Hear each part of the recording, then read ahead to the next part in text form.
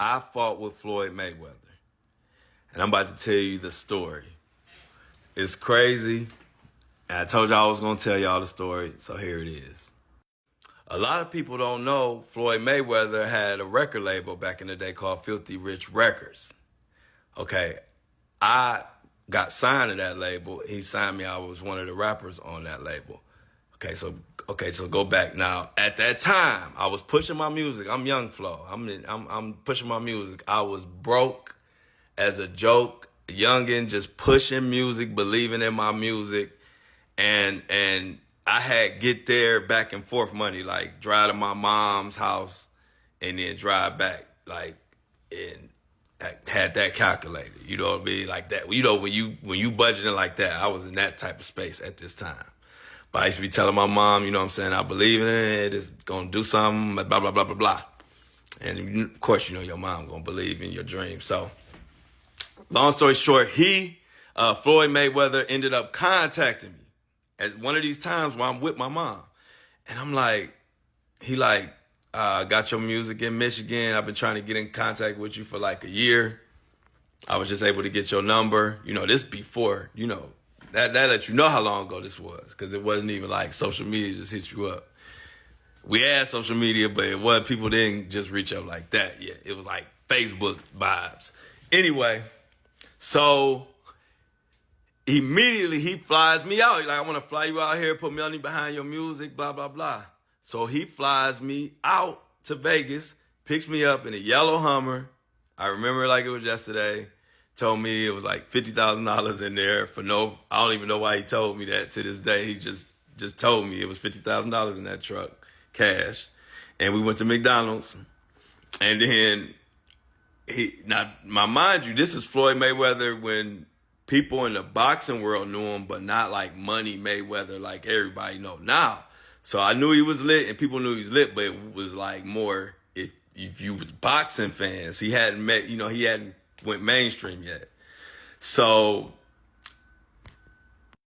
the routine was, look, I met the team and all that. So this is how it went. Around 4 p.m. every day, Floyd would have everybody picked up from wherever they was, take everybody shopping, buy new clothes, for us to wear that, everybody to wear that night, to kick it, to go to 4, 5, 6 clubs. Floyd did not drink, never drank at all, but he bought drink for us and everybody else who was involved. But he never touched nothing, ever. And I thought that was always amazing.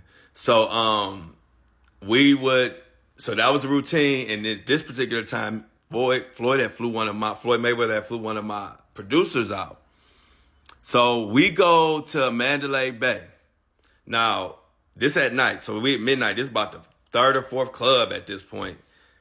The way the Mandalay Bay club in there was something about like you had to get on the elevator, then you had to go up as a group and get off the elevator, and the elevator let you off right in the club. So we 30 deep. So I'm towards the back. We're on the elevator, but I'm towards the back. We get on, go up to the 2nd floor, and so we getting off. Floyd like in the front. Floyd in the front. And his cousins and some other people. So as they getting off, I'm just waiting, you know, everybody getting off. By the time I come off and everybody in our row, it's a full melee going on. I'm talking about all type of people fighting. I'm seeing Floyd jumped. I saw one of them big ashtray type things they have in the club where it's like a big, I can't even explain it, but it's big. I saw one of those go flying. Floyd had threw it. And I saw Floyd just giving it. So now, as I'm seeing the melee, I'm getting pushed back into the elevator. Boom, we in the elevator. So at this time, somehow one of the dudes had squirmed and got in the elevator. So when I got pushed in the elevator, Floyd ran up, and as he got to the elevator, somebody held him, and he was like, Flo, that's him. So y'all, I'm just a little dude from Cleveland. Floyd Mayweather pointed him out. I hit him, and I can't get in trouble because this is way back in the day. I hit him with 1,000 elbows. That's the only thing I could think of doing was 1,000 elbows. I ain't had time for nothing else. But it worked, and so we got up out of there. Now, at this point, mind you, we in Vegas now. We walk out, I got the button-ups on. This at the time, we had Brawl fresh button-ups. I had a white button-up on. I got blood all over my button-up. So y'all know that famous video where Tupac, when he was walking through Casino, him and Suge, and he had that like Versace shirt on or something, you know, that famous? That's all I could think about as I was doing it. Like at this mode, now I'm just in young, thinking stupid mode, but I'm feeling like I'm on top of the world because I'm like, me and the champ just beat up some people, defended our territory. But then now I'm thinking like, you know, now the Cleveland and me coming out because I'm not used to even being around like doing nothing at this high level. Like I'm like, oh, we about to get in trouble. I'm about to say Floyd about to go crazy.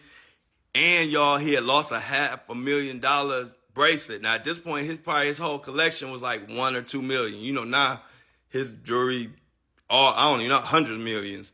So he had about $1 million something worth of jewelry. He lost a $500,000 bracelet. That one big one baby used to wear back in the day. I'm thinking Floyd about to go crazy about that. Then the whole fight was behind a stripper that had nothing to do with Floyd. It was somebody else in the camp who was dating a stripper, and they got into it with somebody. That's how the whole fight started. I'm thinking So I'm thinking, oh, this shit about to go all bad. We get to Floyd crib. And then they tell everybody get in the vans. I'm like, what's going on? Why we all got to get in the vans? It's 5 a.m. I know all that happened. I'm thinking like, oh, is it we going home or what? Or he sending niggas back to Cleveland or what? Or back to wherever they from? So Floyd, next thing I know, Floyd come jogging out, y'all. We all following Floyd. Floyd jogs, just a workout jog for about 20 miles while we just trailing them in the van. He ain't say nothing about nothing. And I was like, oh, this dude different. This was before he fought De La Hoya. This was back in 2004. This is when this was. So I knew he was different then because I'm like, he ended up getting his jewelry back. We never got in trouble, I guess, because Floyd's name was big. They never even told nobody it happened. Floyd never talked about it to this day, but it was crazy. But the crazy part is, the producer that got flown out, Floyd flew him back, like sent him back home, and didn't pay him and didn't do nothing because he didn't fight. He was the only one out of everybody that didn't fight, so Floyd made him go home. And they used to sent him on the first thing smoking. So shout out to Fitz. Fitz know this story true. Floyd sent him home on the first thing smoking.